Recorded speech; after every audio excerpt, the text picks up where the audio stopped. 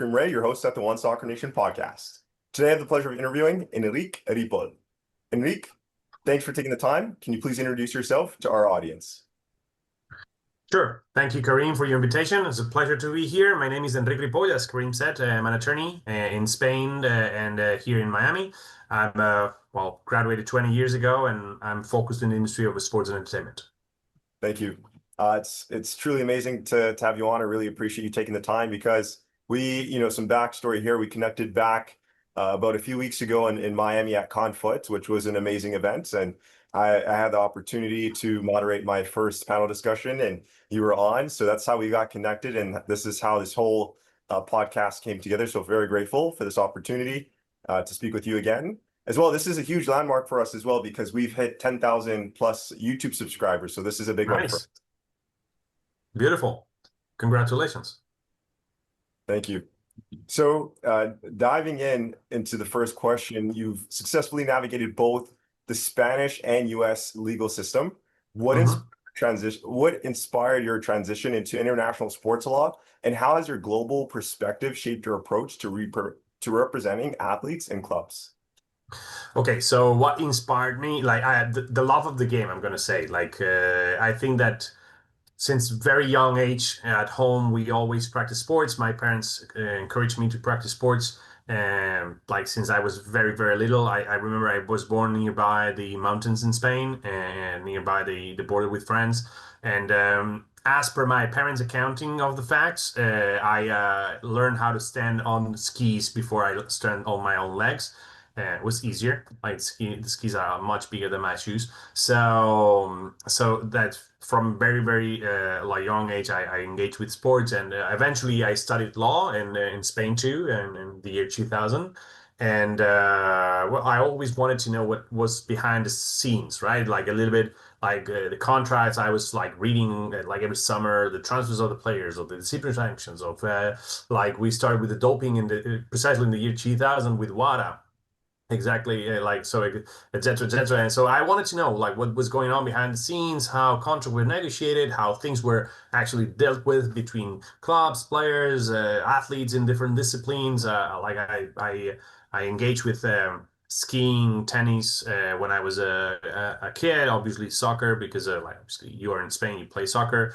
I ended up playing a lot more soccer than anything else. So yeah, it was that, and then.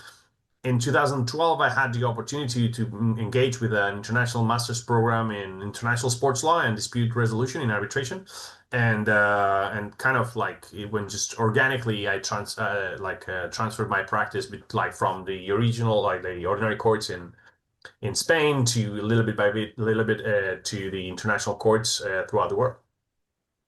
Amazing. So, out of all the things that you could have done in football, why did you choose to get into sports law?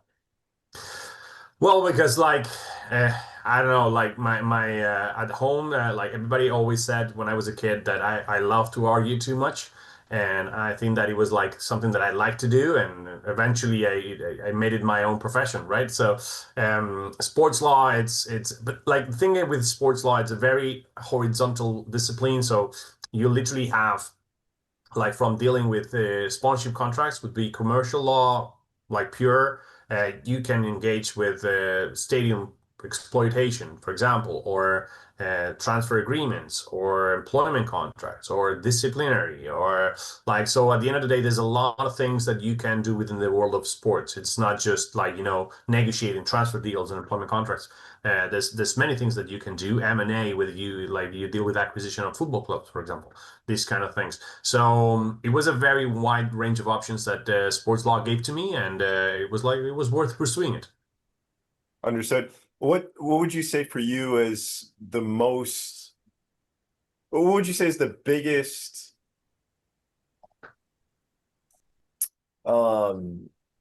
What's the right word? What's the biggest case? Would it be the biggest case that you're involved in?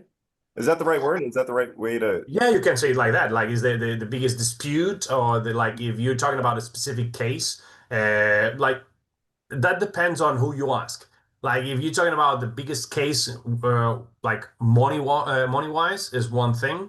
The biggest disputes depends on also who you're asking, because like the biggest case can be like it's always the biggest case for the client. So if you ask, for example, athletes in a doping case, the biggest case is their case, right? If you are this like for example concerned, like I remember like I had a case in Senegal where like a football club was sanctioned with the motion to the fourth division plus a huge fine due to incidents in the stands. Like unfortunately, there was like 8 casualties during the final of the Leagues Cup in Senegal in I think it was like 2018, and that was the biggest case for that country in particular because at the end of the day, it's like imagine. I don't know, Barcelona or Madrid in Spain being sent to the fourth division. So in Senegal for that time was the biggest case. I participated in some of the cases like pure disciplinary cases where, for example, clubs have been like prevented or were like threatened to being prevented for participating in UEFA like Champions League or in UEFA like EuroLeague or these kind of things. So or like officials being threatened with like 3, 4, 5 years of suspension from like participating in any relation in any activity related to football. So the biggest case, it's difficult. I think that the one that get the most attention, I was one of the attorneys that because I was working for a firm in Spain before coming to the United States in 2017, if I'm not mistakenly remembering, which was a Neymar transfer. Like I was working for like a very well-known attorney, Juan de Dios Crespo in Spain, and I was part of the team that dealt with the transfer. Not the transfer; it was not technically a transfer, but the termination of the contract between Neymar and Barcelona via the payment of $222 million, and like leaving to sign for Paris Saint-Germain, for example. Wow, that's huge. That's Neymar is one of the best players in the world. What does that mean to you to be able to be a part of that, assisting with that transaction or that Well, contract? like it kind of obviously like it raises the stakes. It's not the same to make something wrong or to make a mistake when you're dealing with a client that is going to pay 222 million for a player, than doing it for someone that goes for free or like a third division player. It's not the same. We try to do the job as well as we can. But obviously, this like the risk for an attorney is different, and the stakes are higher, whether you want it or not, right? So the exposure is different, and the consequences if you screw up are very different.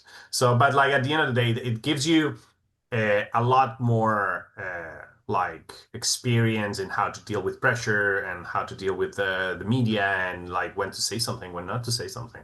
So it's great. Understood. Well, what are some of the things that you could share in regards to exposure versus, dealing with a high profile like Neymar versus a free transfer? Well, like the best advice, it might sound like very I don't know, snob or something, but the best advice that I can give is like do the same work and the same like investigation and take all the cases seriously, whether it's a third division player or a first division player or a superstar player. It doesn't matter. But at the end of the day, if you like lay down in simple cases, when you are going to the high stakes cases, you will not be ready. So is a very common saying in sports is like you play as you train.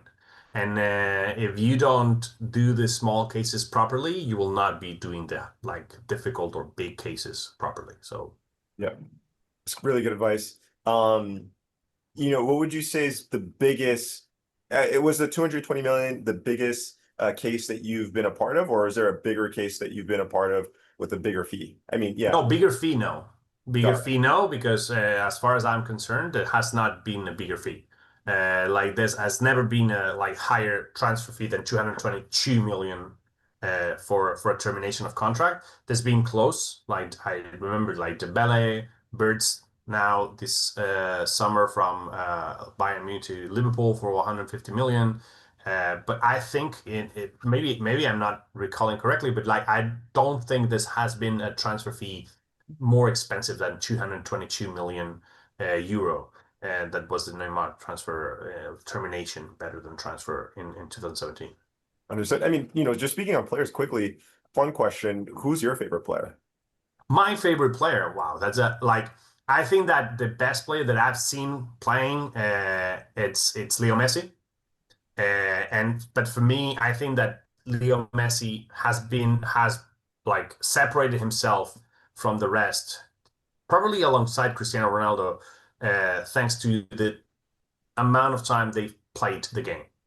I think that like the fact that you had a lot of players with the skill set that deserve being called the GOAT, like you have Maradona, you have Di Stefano, Ronaldinho, Pelé. But I don't think that at the level that soccer is being played now, with the amount of resources, the training, the physicality, the preparation pre-game, post-game, etc., it hasn't existed a player that for 20 years has done the things that Messi has done. So I think that for me, there's no discussion. The best has been and it's going to be Messi, unless we see now, I don't know, Mbappe or Lamine Yamal or players of like that level playing. Oh, if these players like continue playing at the level they're playing for the next 20 years, Yeah. they might reach the same. But I've seen a lot of players that like should have been the GOAT or could have been the GOAT. Like for example, I remember when Ronaldinho like disrupted Barcelona when he arrived with Rijkaard in the bench, or Ronaldo Nazario, the Brazilian one, that unfortunately injuries like took the best of him.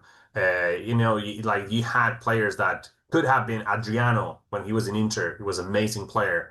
You had Balotelli, talented player that unfortunately did not reach his peak, or at least the potential that he was promising he could have had. I don't know. Like this, like hundreds of players in the last 20, 25 years that could have reached that peak and that even won a Ballon d'Or, Luis Figo, Pavel Nedved. You had even Zinedine Zidane. But I cannot remember a player that for 20 straight years have been playing and being decisive in every single game that he has played. Obviously, in 70 plays per season, you have bad games, like everybody has one or two, but we normalize the fact that there's one player that scores 50 goals and 25 assists per year. It's but we normalize it thanks to Messi and Cristiano Ronaldo, for the sake of the argument. But nobody else has done it. In terms of talent, I think that Cristiano and Messi, the scales tilt in favor of Messi.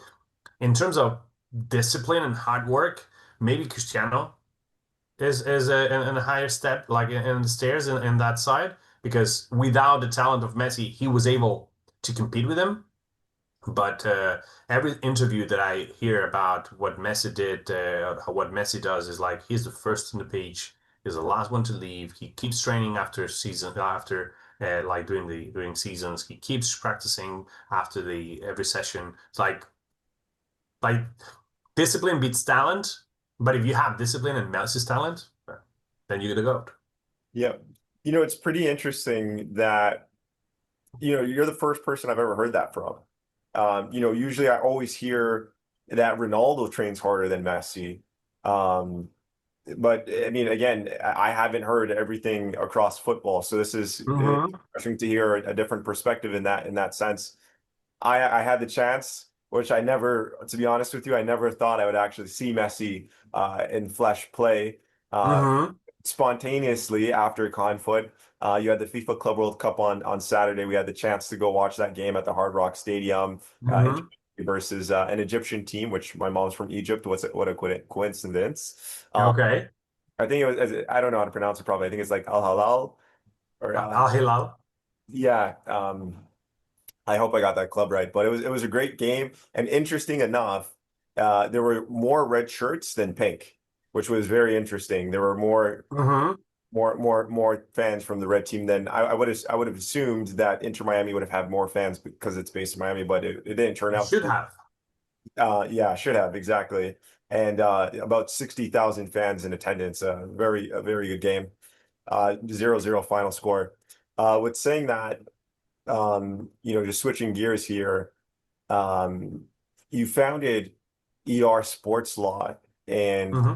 abbreviation must have come with challenges.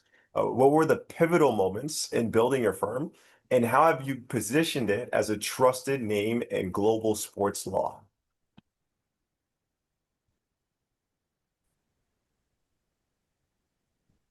Well, like first, I just for the sake of like to close the argument, the prior argument about Messi and Cristiano, just go to the interview that I think was like CNN made to David Beckham about what it meant to have Messi, and how he explains the behavior of Messi the first day after he was signed and announced, right? That would like give you a hint of like how hard Messi trains. But apart from that, in terms of now the law firm, well, I think the most difficult part was deciding to come to the United States, knowing that I had to actually pursue a second law degree in the United States. Um, it was a like a family decision. We were here on holidays during the pandemic. It was August 2020. We were visiting family here. I continued working from like while on vacation. Law never stops, right?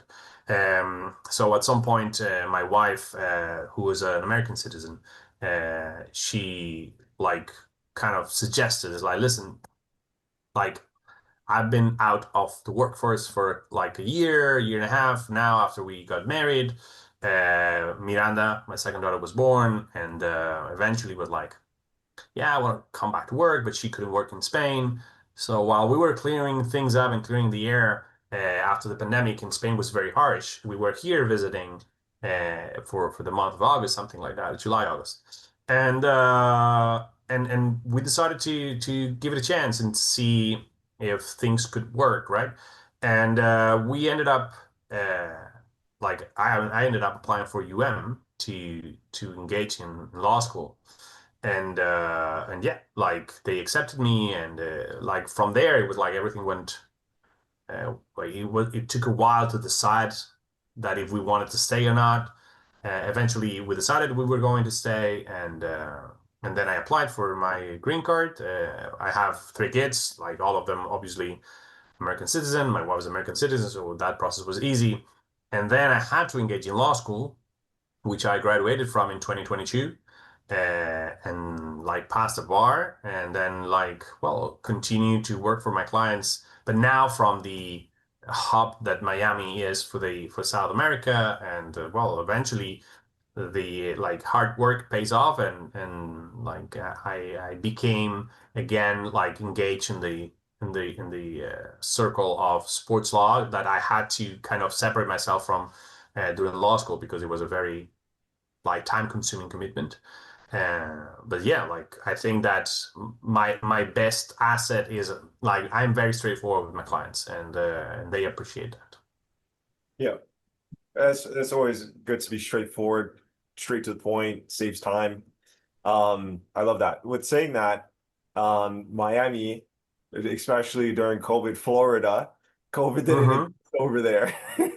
So I don't blame you guys for going over there. I was actually in Florida myself in West Palm Beach and in Naples. I was playing for Naples United FC in the NPSL at that time. And no COVID, which was a good time. Life was amazing there.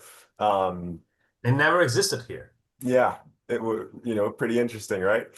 Yep. It's nice. Um, with saying that, you know, making a decision like that to go from Spain to Miami is not an easy decision, especially, having wife and kids and family. To come here, it's completely different lifestyle. You had to go back to university. You know, you've already mentioned how hard it is, but for potential people that will come across this interview, can you share some advice in regards to how you were able to make that decision with your family and then transition? Can you share some advice there because it's not something that could be easily done, and you've done it. Well, like I think it was a pretty bold decision. Uh, I think that also it was like something that I had to do. So, like, long story short, not because I want to share my personal life, but when I met my wife, she's a civil engineer, so she's also a professional with a professional career for over 12 years when I met her. She was working in New York for the MTA. So when I convinced her to move to Spain, she had to drop everything, right? She had to quit her job, and she moved to Spain without a job. Like we eventually became parents, and like it was great for her. She has a very like nice relationship with Spain because she had time and she had the opportunity to share like maternity with two kids for a year and a half. But eventually, when you have been preparing for your whole life, she went to engineering school, then she did a master's, and then she worked for like over a decade in New Jersey and New York. Like kind of you start getting the itch of not being productive or being at home. The pandemic didn't help. Uh, in Spain, like obviously all those that lived here might not remember it, but like in Spain, we had very, very harsh restrictions. We were four in a three-bedroom apartment, and we could only leave the house to go to the supermarket. If we wanted to kind of get out of the house, we couldn't leave the four of us together. So we were either my wife and one of the kids, or me and the other one, right? So we couldn't even go, like my wife or me with both kids to the street. So and I was working from home, so I was like basically locked down in my office, working because like there was a bunch of problems in the world of football, like contracts were expiring, contracts had to be renewed, and disputes and litigation and all that. So I was very busy in that time. So my wife had to take care of two kids without being able to leave the house and attempting to not provide them with too many hours off TV. So it was a very harsh time, and kind of like even encourage her to, or pushed her even more, right?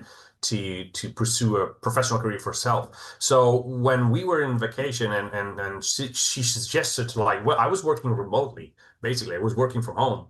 And like basically our mental process was, well, if I'm working from home, it doesn't matter where I'm at, right? If I can attend my clients and the cases and do the work uh like from home, and I don't have to go to the office, it doesn't matter where I'm located. So with that in mind, it's like when we took the decision, it's like, okay, like if I have to pursue an LLM, I will do it while I continue my work in the sports industry. Eventually, being in Florida, everybody suggested like, well, if you are in Florida, you should pursue the JD and not the LLM, because otherwise you will only be an LLM attorney, which means that you have to pass the bar in New York or in California, but you will not be allowed to pass the New York the bar exam in Florida. So eventually, 1 year became 2 years with a lot more expenses. Obviously, tuition fees in legal and law school in the United States are not cheap. So I engaged in the JD and I graduated as fast as I could. I did it in 2 years. And then I sat for the bar with the only objective of not doing it again, basically. So I actually like suffered a grueling experience of studying like 12 hours a day for the 2 months since I graduated from the moment that I passed the bar, or I sat for the bar, as I said, and then 11 weeks of waiting for the results, right? So it was an experience. It was certainly different. It was not difficult in terms of technically difficult. It was just time consuming, but it was very interesting to engage with a different law system, with a different like mindset and different approach to everything. I think that at the end of the day, it was worth the shot, and it was worth, because like obviously I passed, but it was worth like learning from a different way of applying and practicing law. Amazing. Thank you for sharing. So, oh, I had a quick one on Neymar too. I seen something from for Fabrizio. I forgot his name. Does like the player transfers. But anyways, I think I seen something online with in regards to Neymar re-signing with Santos. But Mhm. my question is, do you think the MSN will come back again at Inter Miami, Messi, Suarez, Neymar? Well, I don't know if it depends more on Neymar coming here or Luis Suarez not retiring. I think it's like Luis is counting the days to leave. I think it's well, like age catches us all, right? And you see that Messi is not like is continues having an amazing skill set. It's not as fast as he was. Busquets the same, Jordi Alba the same, Suarez the same. So I would say that unless Suarez stays one more season and Neymar comes next year, there's no chance that Luis Suarez will last another 2 years. I like him for how I seen him playing when he was in Barcelona, then in Atletico Madrid, and in Liverpool before, and how I see him now. He's still like you put a ball in the box, he still can't score, but like he's way like his range of actions is smaller now. So it's difficult, but never say never. I don't know. For sure. Also just going back to the firm, why did you start your own sports law firm? I mean, because not everyone wants to start their own. Well, like I think that at my age, that's something that I discuss a lot with my wife. Like we are in a process of growing in the United States, of like building a life within the United States at an age where usually everybody already has it, right? So we are like I'm an immigrant in the United States, legal immigrant, but I'm an immigrant in the United States. My wife is not, but we started over. After leaving, we came back, and suddenly we're growing a life in the United States, and we didn't do it at 26, right? We didn't start at 26. We started at 39, which or 38 that we were when I was 38. Yeah, 37 and a half when I arrived, right? So usually at 37 and a half, you already have like in the United States and in you're a professional with like a career, you already have some things already like under you, right? Under your belt. We started like at 37, like 10 years later than like the usual American does after after like university degree or whatever.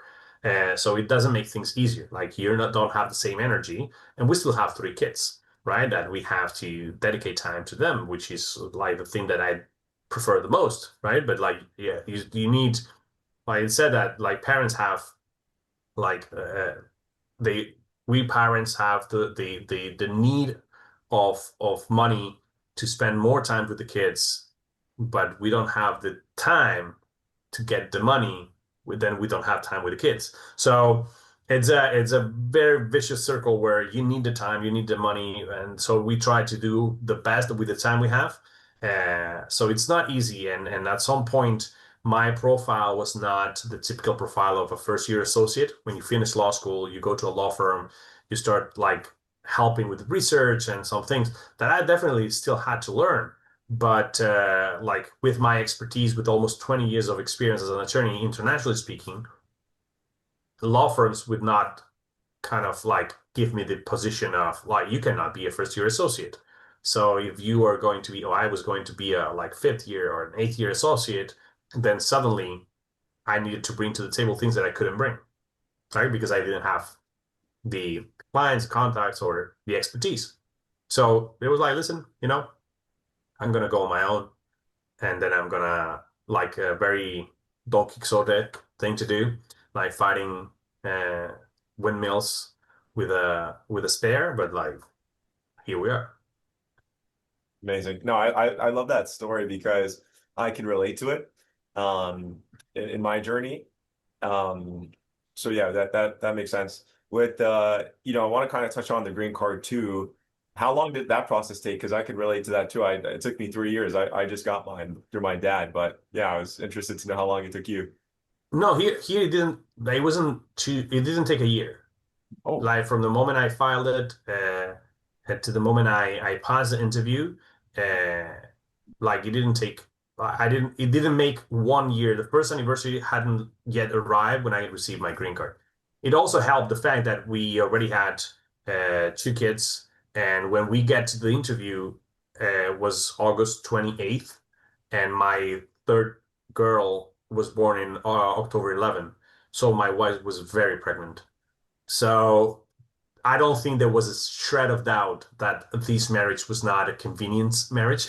Like it was not, no convenience marriage has to pass through three kids true. to just get the papers to get to the US. Also, the fact that I'm a European, I'm not the usual suspect as like, oh, you're trying to sneak into the country. So, like, yeah, like I think uh, also. I already had my law degree in Spain. I was working, and like I don't think through a marriage is a lot faster. And if you're like, as I say, 38, 39 years old, and you have three kids on the like two kids one on the way, it kind of spits things up. Makes sense. Um, Switching gears here again, from image rights to match fixing and financial fair play, you have Hmm. a wide range of legal matters. Which Hmm. legal issues in football do you believe clubs and players aren't paying enough attention to today? Well, like clubs are paying a lot of attention to financial fair play, that's for sure, because otherwise they cannot sign.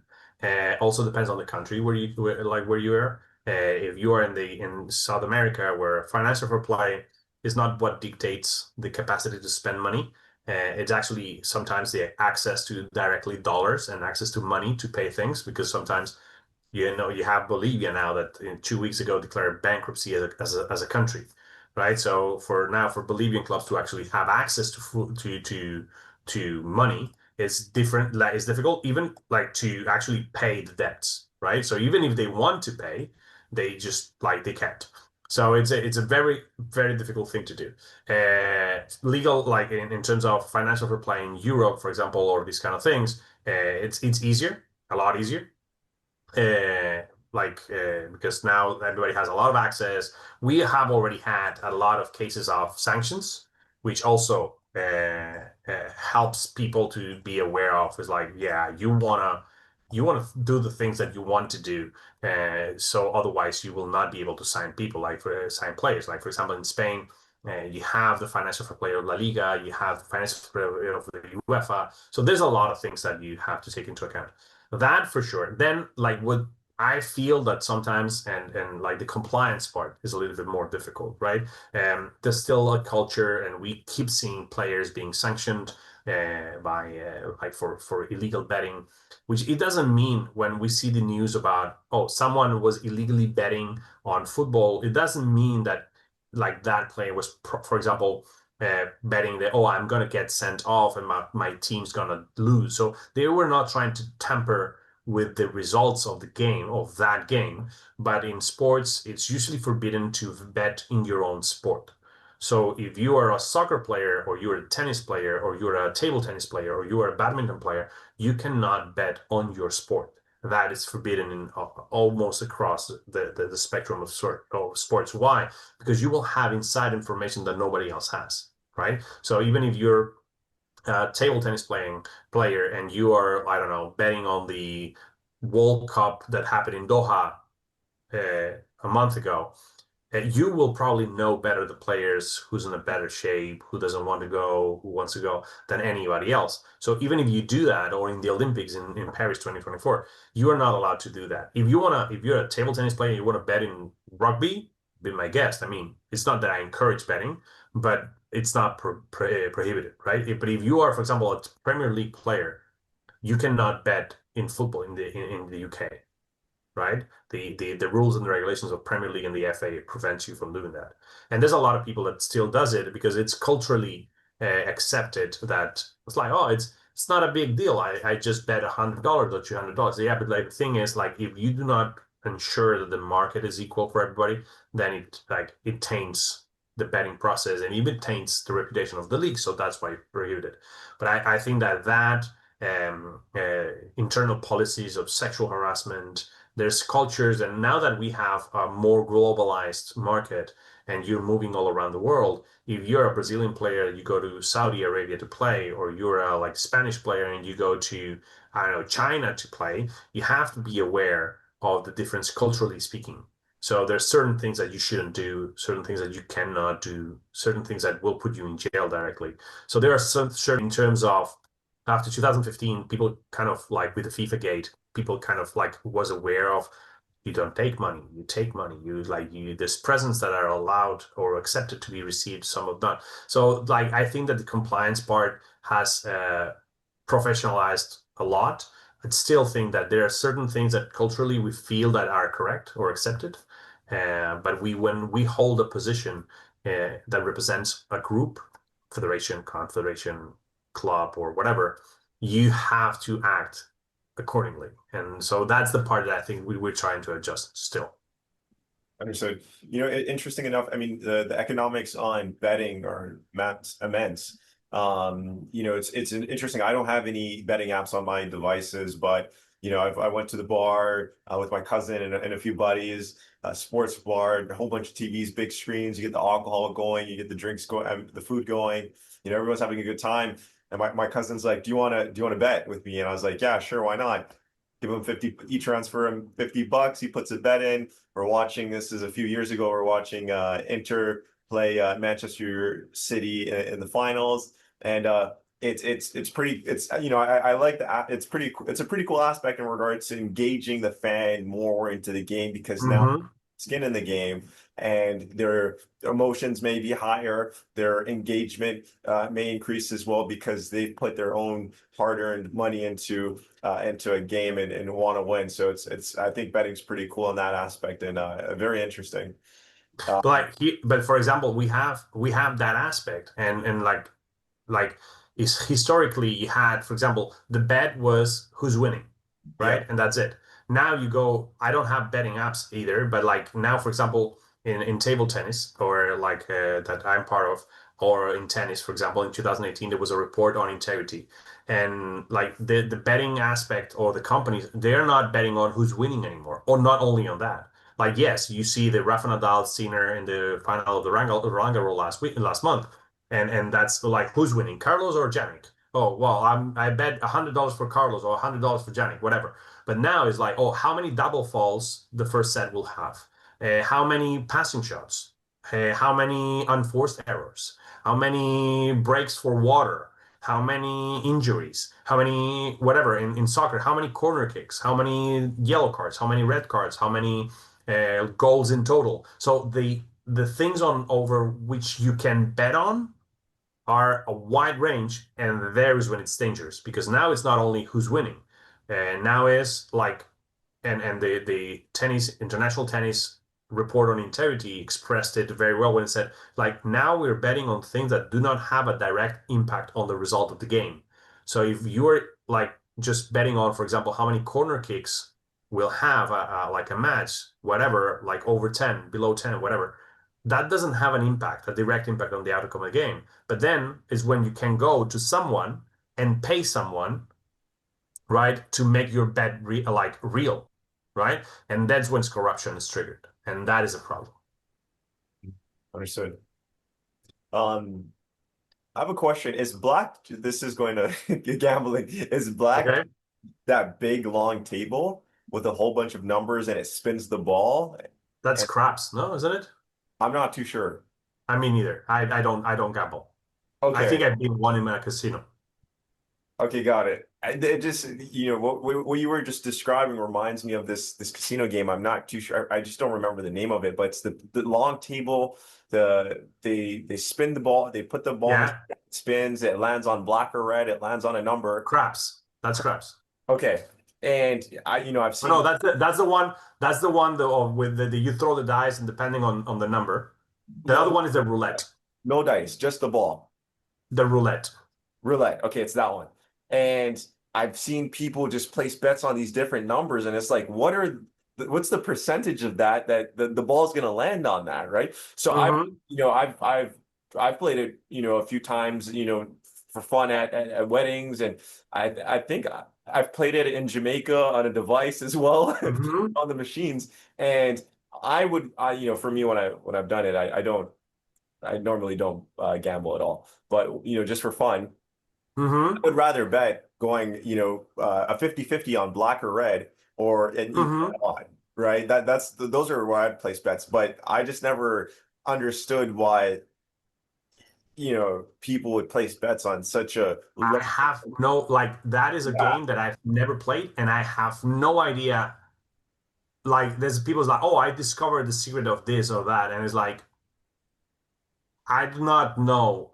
And I remember there's the like actually that game, the roulette game, is um is usually on, or at least recently, in the planes. So you know where you're in the entertainment screen of the plane that you can watch movies, or like there's a like a part of games, and usually roulette is one of them.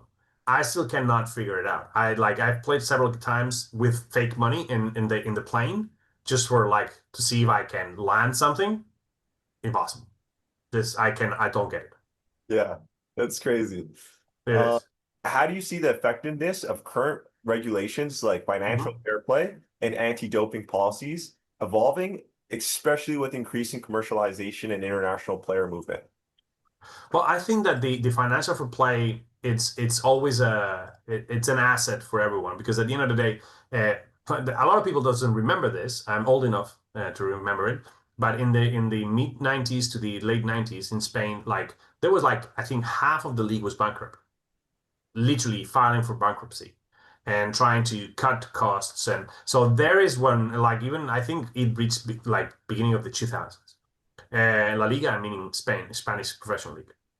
So suddenly, when you go to these kind of competitions and you want to invest in the competitions, but you are the investor and you learn that half of the league is bankrupt, then your willingness to provide money to the league is a lot lower, right? You don't want to spend in a company that like maybe disappears tomorrow, right? So at the end of the day, financial fair play and the norms of financial fair play kind of like helped out La Liga and helped out like the clubs in La Liga because it helped them to actually sell their product in a better way to help them like bring more income. So if you are more certainly like if you're a more secure investment, investors will pay more at a lower rate, right? So if you want to sell like a house and the house has termites, well, do you have a problem? All right. So it's the same thing. So if you have financial fair play regulations in place that ensure that you will not spend more money than the what actually you earn, it will help you bring better investors, etc. There, the complication about how much controls investors have over the clubs. And there's when FIFA regulations on third-party ownership and third-party interest get into play. And there's when it's complicated because if you want, like, bring this was triggered when Falcao, for example, was in Atletico Madrid. When Falcao went to Atletico from Oporto, suddenly, like after that deal, when Falcao had to leave Atletico Madrid, and neither Atletico nor Falcao wanted that relationship to end. So Falcao ended up playing in Monaco with a very good salary, tax exempt, which was not bad economically for Falcao. But Falcao didn't want to go to Monaco. He wanted to stay in Atletico Madrid. And suddenly everybody was like, oh, if he doesn't want to leave and Atletico doesn't want to sell, why is leaving? And then is when everybody learned that there was an investment fund that actually loaned Atletico Madrid the money to actually bring Falcao from Oporto, and then Atletico had to reimburse the money to the investment fund as an investment, like that's how it works. But then Atletico didn't have the money to, and then they had to sell him to pay back. So there's when FIFA kind of triggered again the third party interest and third party ownership. Like it was not because of that exclusively, but that was one of the things that they took into account after investigating. They're like, listen, no investor can have a controlling interest in a company. Otherwise, like we are leaving the outcome of the game in the hands of investors. So basically, it's like, nope, that's not going to happen. So FIFA put in place some prohibitions of like to prevent these things from happening. But it's like running a football club is very difficult. Mm. Why is it difficult? Like you have to take into like a football club is a company, right? Soccer club is a company with the particularity that is a company that doesn't mean you're going to be successful. So Coca-Cola has to convince their customers that if they sell Coca-Cola and the customers buy Coca-Cola, the company is successful. That's it. You just have to continue to convince your customers to continue drinking your product or eating your product, whatever. A football club, you have to convince customers to continue watching or buying tickets or buying merchandise of your club. But if they do, it doesn't mean you're gonna earn or win anything because there's a lot more things that come into play to make a club successful, right? So if the ball doesn't want to enter in the goal, you can sell like billions of t-shirts. Doesn't matter, right? So like this, it has happened a lot that like people with a lot of money, they acquire a football club and suddenly they start selling tickets and whatever and bringing like super good players, but if you cannot form a team that works together, those super players will earn a game, but they will not they will not win championships. They will win a game. So the soccer, football clubs, sports clubs in general have to deal with egos. You have to deal with you have to have very good soft skills because like sometimes a player just wants to play, but like suddenly is divorced, or the father dies, or I don't know, the son has sick or has an injury or whatever. There's 1,000 things that can go wrong. And like sports, you invest in people, and that people has to perform when you are the owner of a sports club. So like that is the part that the moving part that is uncontrollable. So it's difficult. It's very difficult. Yeah. And it's pretty cool, because it's the whole business concept of football or soccer, it's all those moving pieces that you mentioned is what makes the beautiful game versus, when you were just talking about Coca-Cola, so it's boring. You just got to make a sale to the customer and, obviously reconvince them to Exactly. keep consuming, right? So, I mean, that's, just hearing that is just honestly beautiful. It's the beautiful game. Um, with saying that, there was a other question that I wanted to ask you. Oh, okay. It was what I wanted to ask you is, we talked about, the governance of multi-club ownership and some of the things that you were saying kind of remind me of Mhm. that conversation. So I wanted to ask you, what are your thoughts on multi-club ownership and of where it's currently at now, and where do you see it heading in the future? Well, like as I said when we did the conference, I think that multi-club ownership is a model that everybody's pursuing, or a lot of people is pursuing. I don't think it's necessarily bad, but the problem is like if you are part of a multi-club like group, you have a lot of advantages. And eventually, if you use them properly, and you do not establish the proper, Chinese walls within the organization, you will end up in conflicts of interest. And that might be problematic in terms of like even dealing with the market because nobody will want to like because we were talking about in Conflict about a case where Sabinho, the player that now plays for Man City, that was playing for Girona, he was brought to Europe by Troyes in France. And apparently there was an agreement between Troyes and the club in Brazil that had the player that Troyes would pay to the Brazilian club for a subsequent transfer after bringing him to Europe, like a percentage of the subsequent transfer, right? That subsequent transfer uh, ended up being the transfer from Troyes to Man City after spending 1 year in Girona, where he played amazingly. The problem is like Troy sold Savinho to Man City for 20 million when the market value of Savinho was 7. So that transfer is not illegal in itself, but it actually harmed the Brazilian club that had the player because the real value of that subsequent transfer was 3 times or more than 3 times more than the one from Troyes that actually happened. So instead of receiving, I don't know, if it's a 20%, 4 million, they should have received 28 million, for example, or 14 million, it was 20%. So they lost a lot of money. So from now on, everyone that's transferring to a club, to the small club in the chain of the multi-club ownership, they have to foresee these kind of things. Otherwise, they will be, again, taken advantage of. So it gives you some advantages. It will have some certain disadvantages because suddenly you have to manage a lot of people, a lot of egos. The fact that like young players with the families there can be pretty intense. Oh, my son should be playing in this other team and not in this team. But so there's downsides to everything, but we'll see. Understood. What are the biggest legal challenges when dealing with cross-border transfers or contracts in football? And how can clubs better prepare themselves for international disputes or litigation? Well, the biggest complications or the biggest challenges would be now we are in an era that the biggest problem might be, the biggest challenge might be the work permit or the residency, depending on where you're going. But like usually is the cultural differences. So if you're going to a country that is the same culture more or less, I don't know, Argentina to Spain or these kind of things, it's quite easy. At the end of the day, you have to also take into account the interests of the party. So clubs in certain countries just want the money. At the end of the day, they leave out of that money. Clubs in other and the opposite side usually try to reduce the money because they leave out of the players and they have to spend the money no matter what. But like they want to spend less money. But then if you go to a country where the culture is completely different, if you go, I don't know, from Dominican Republic to Germany, it might be a clash. So you have to like bring the proper players to the proper places.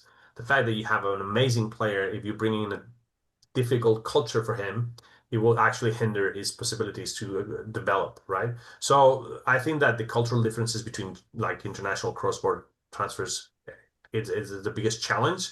Um, and the second question you made was, The second one was, how can clubs better prepare themselves for international disputes or litigation? oh, well, hiring lawyers before signing the contracts. That's across the board, like for everyone. Like instead of signing and then calling the lawyer to fix it, call the lawyer first to avoid having to fix it. Sure. With your dual qualifications and international caseload, how do you balance differing legal standards across jurisdictions when advising clubs or athletes in Europe versus the US? Well, like at the end of the day, as you cannot unsee or unlearn things that you already seen, right? Or learned. So at the end of the day, I think that one of the biggest challenge that I have now is to apply the correct law to the correct dispute. Sometimes, but like there are certain like international principles that are applied everywhere, right? So the contracts must be respected. These kind of things are across the board, like everywhere in the world, that you have to comply with these certain legal principles. But there's certain things that, like international arbitration helps me a lot because you can bring different principles from different places, and you can actually mix them and play with them. But if you go to like an ordinary court in Spain or an ordinary court in Florida and you use the legal principles of the other jurisdiction, you can't. It's like, what are you talking about? So it's a juggling challenge, but it's fun. Understood. Just got two more questions here. Sure. Um, you teach at the University of Miami and contribute regularly to educational forums. What are the key skills or areas of knowledge that you believe the next generation of sports lawyers must master to succeed? Well, I think like my usually when I asked these kind of questions, the my first answer is always curiosity. Like one of the things that I had that I think that people have less and less every day is curiosity.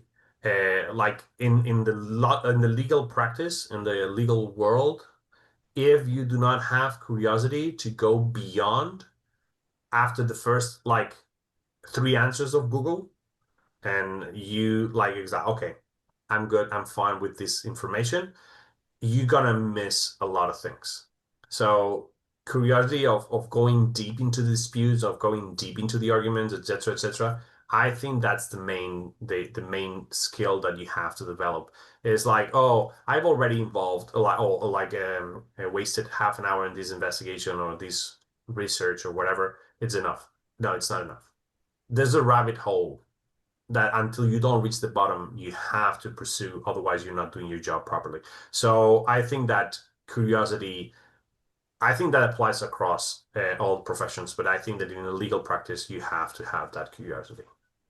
Thank you for sharing.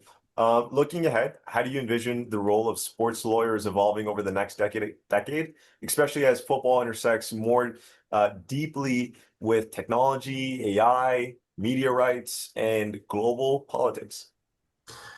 Well, I think that at the end of the day, like as I always say, is like sports law is not rocket science. So it's not like tax law. I think it's a lot more difficult. Maybe if you ask a tax lawyer, he will say that tax law is easier than my field. I don't know.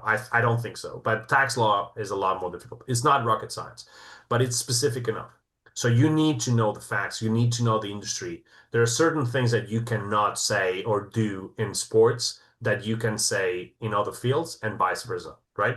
So you have to know the cards that you're playing with, and then you have to learn to play with the cards you're dealt during the game, right? So I think that sports law and the specificity of sport is substantial in terms of how we differentiate the sports environment and the rest of the industries.